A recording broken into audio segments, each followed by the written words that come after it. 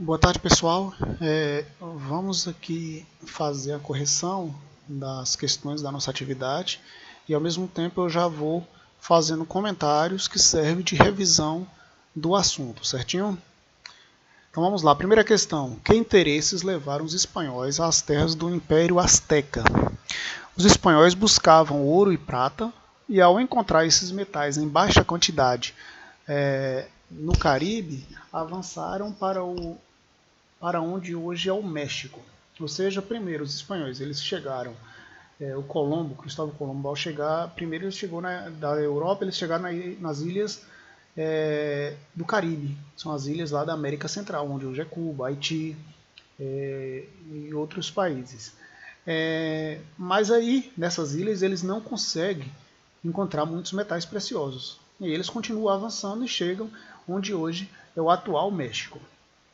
Como os exploradores foram inicialmente recebidos pelos nativos mesoamericanos, alguns deles, como os Tlaxcalteca, decidiram associar-se aos espanhóis. Também Montezuma e sua corte, inicialmente, os receberam com abrigo e alimentos, e a comunicação facilitada por intérpretes das duas línguas.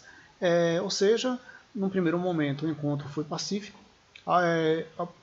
alguns desses povos associaram logo de cara aos espanhóis e nos demais as coisas aconteceram, os primeiros encontros de forma pacíficas.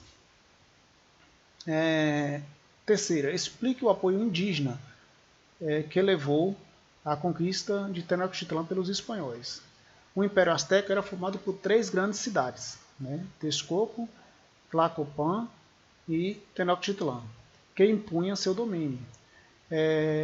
Insatisfeitos, os povos das cidades dominadas apoiaram o avanço dos espanhóis sobre a capital mexica, contribuindo para a morte do imperador, a vitória sobre os astecas e a consequente conquista espanhola na cidade de Tenochtitlan. Significa que, quer dizer o seguinte, que o Império Azteca era formado por várias cidades, mas tinha essas 3 que eram as maiores. E a cidade de Tenochtitlan ela impunha ali um domínio sobre as demais. Ela dominava as demais cidades. E aí, no momento que os espanhóis chegam, esses povos que eram dominados estavam insatisfeitos e resolvem apoiar o avanço dos espanhóis. Que razões levaram à criação da Casa de Contratação pela Rainha Elizabeth I? O modelo indireto de exploração das riquezas nas colônias espanholas, fundado na confiança de que os adelantados contribuiriam com os tributos sobre o que produziam, mostrou-se ineficiente para a coroa, porque os ganhos dos adelantados não eram possíveis de se prever, o que prejudicava a cobrança dos tributos devidos. A Casa de Contratação foi assim criada para controlar a exploração das riquezas na América Espanhola e garantir os lucros da coroa. No primeiro momento, a coroa espanhola ela acabou optando por uma exploração indireta, ou seja, concedeu a exploração a pessoas espanholas que vieram cá para a América para explorar a região. Essas pessoas receberam o nome de adelantados. E aí essas pessoas deveriam explorar e pagar 1/5 do que eles tirassem de lucro para a coroa. O problema é que os ganhos que esses adelantados conseguiam extrair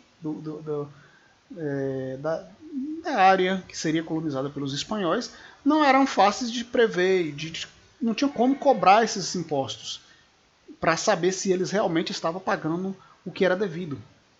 E aí é quando a coroa a Rainha Isabel resolve criar as chamadas casas de contratação, que aí vinha ali pessoas encarregadas de fiscalizar a exploração das riquezas da América espanhola e assim garantir os lucros que eram devidos para a coroa. Defina vice-reinos e cabildos e como era feita a administração de cada um deles.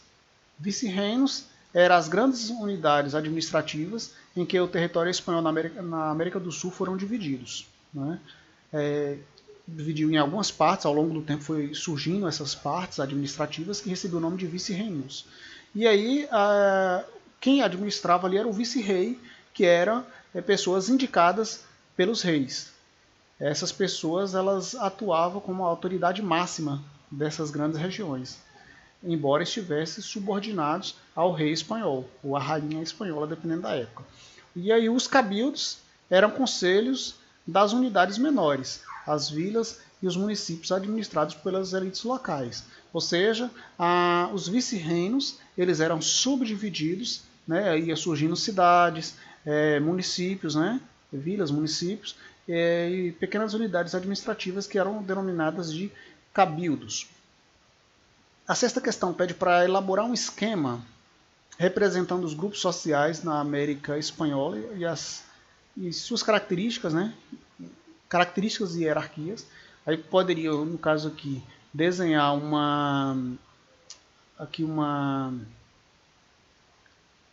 deixa eu ver se eu consigo fazer aqui, uma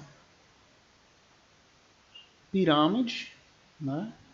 Onde no topo da pirâmide temos os chapetones, que eram os brancos nascidos na Espanha, que vinha explorar, fazer o processo de colonização, né? Logo na sequência a gente tinha os crioulos, que eram os descendentes de espanhóis nascidos aqui na América.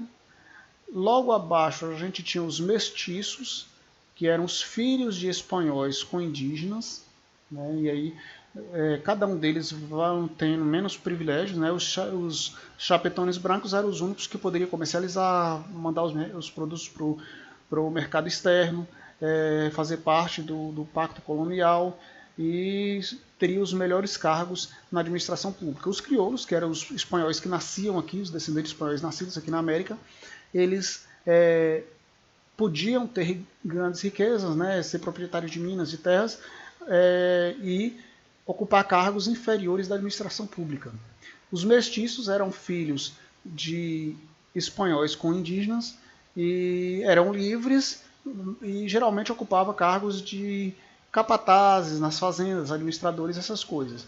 Depois a gente vai ter os indígenas, que eram obrigados a praticar o trabalho forçado, né, nas fazendas, era o trabalho compulsório. E por último a gente vai ter, por último a gente vai ter os escravos, né, os indígenas. Aqui, a gente, no caso da América Espanhola, os indígenas eles não eram, os escravos, os africanos escravizados, eles eram minorias. Eles vão se destacar mais, principalmente nas colônias antilâneas, lá como é que fala, da América Central.